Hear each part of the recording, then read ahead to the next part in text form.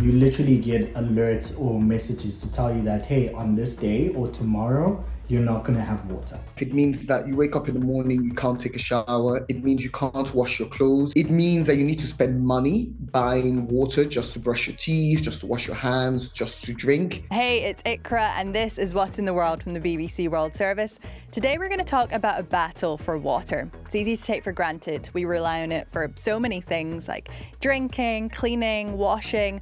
Not everyone has equal access to water, though. There are issues of shortages in lots of parts of the world, including in South Africa, where water demand is expected to surpass supply by 17% by 2030. That's according to the latest research.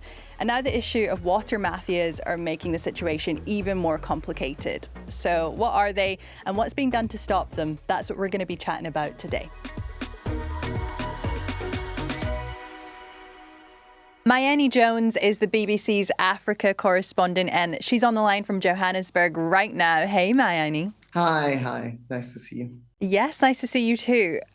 So we're going to talk about the water gangs in a minute. But first, I wondered if you could tell us quickly where people in South Africa get their water from. So the interesting thing about South Africa is a lot of the major cities and a lot of the places where the country makes its money, like a lot of the mining centers, aren't actually based near sources of water. So Johannesburg, for example, where I live, is widely considered to be the largest city in the world that isn't near a major source of water. So there's no river here, there's no ocean nearby. So that means a lot of the water has to be funneled from rivers and dams into Johannesburg and other major cities via pipes and pumps.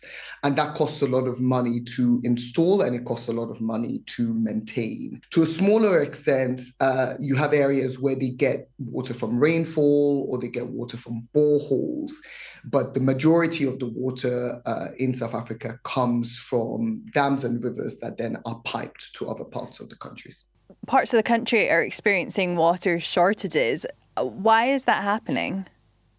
Well, because the country is so reliant on built infrastructure to get its water, on these pipes and these pumps and these dams, it means it needs to be maintained regularly. And a lot of this infrastructure was built a very long time ago and hasn't been maintained adequately, particularly as the country has grown in terms of its population and the number of cities.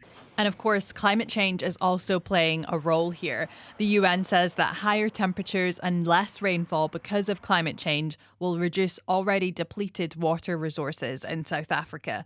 And that's contributing to an increasing number of droughts in the country. And I was reading that the country relies on water tankers.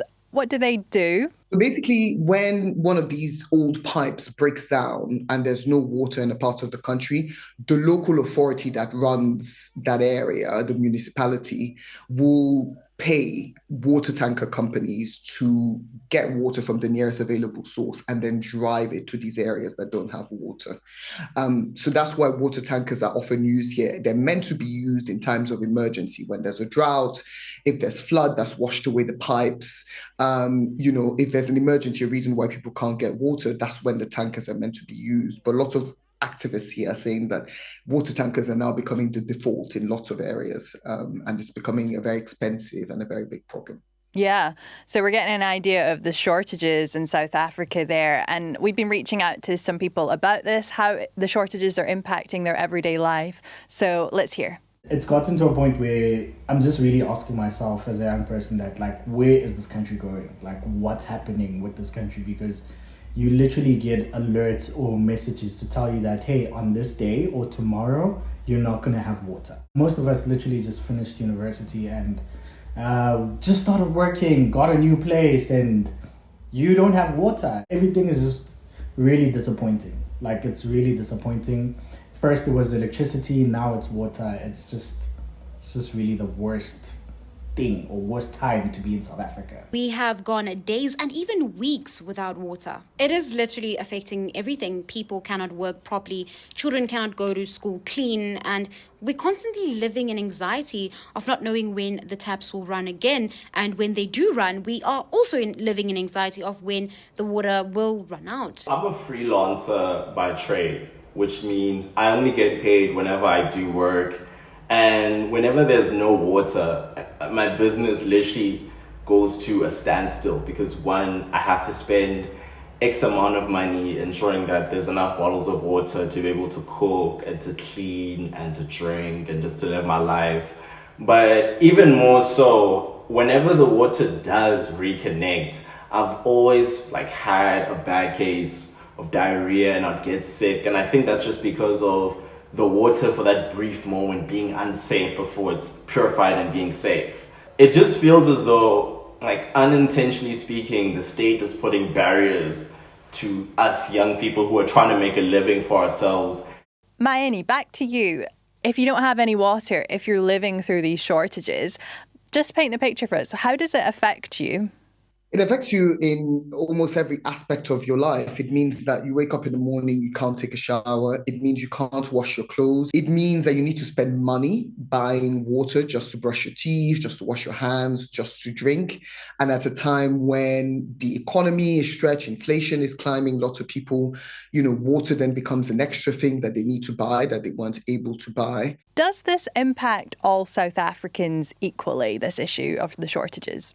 Unfortunately not. Just as much as South Africa is one of the most economically unequal countries in the world, that's also reflected in access to water. So by and large, the areas that don't tend to have regular access to water tend to be poorer areas, and also rural areas. They tend to suffer the bulk of the shortage of water. But now middle-class households are also having to buy water, also having to install tanks, backup tanks in their houses.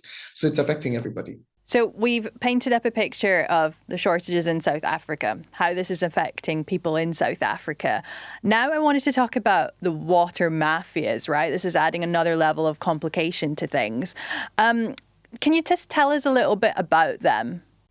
So the term water mafia is a term that's used here by the authorities, by water activists, by the media, the local media here in South Africa, to describe criminal gangs or criminal syndicates that pose as legitimate companies. When a municipality has run out of water in an area, they will apply for a tender. So they will bid to provide water using tankers for that area. And then once they have access to it, different things can happen. Either water that's been paid for by the municipality and is meant to be free, when they get to the areas, they charge people to get access to that water.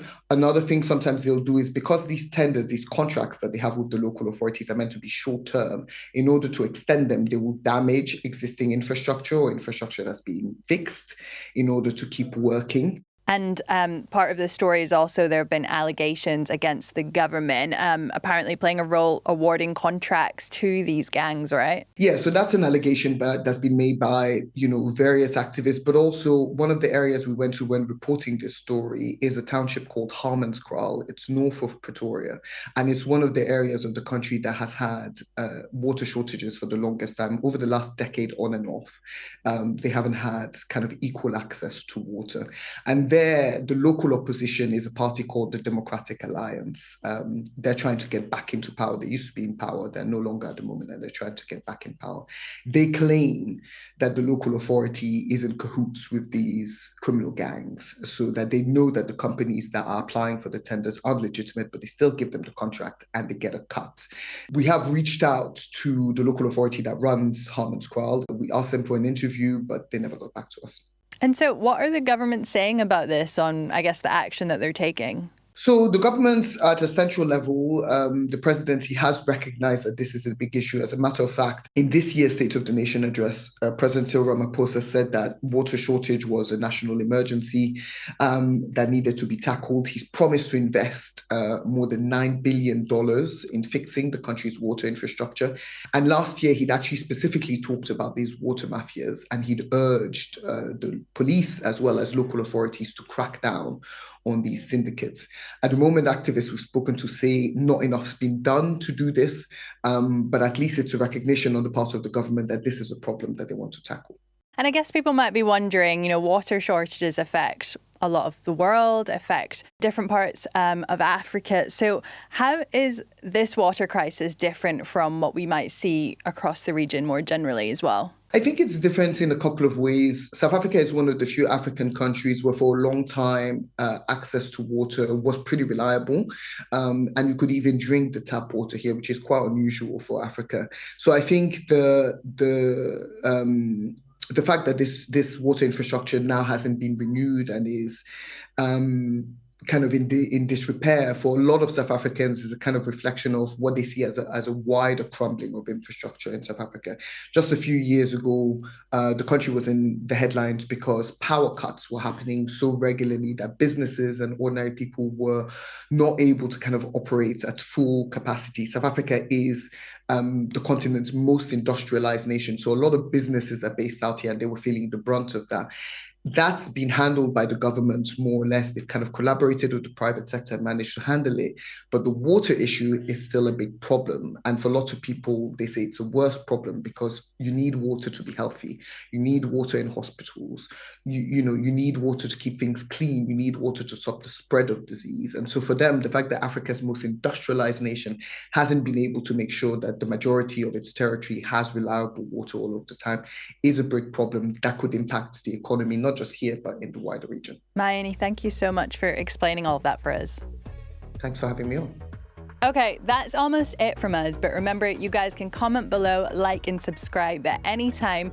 We're also on Instagram at BBC What in the World over there. Make sure you DM us. But for now, I'm Ikra. This is What's in the World from the BBC World Service, and I'll see you guys soon. Bye.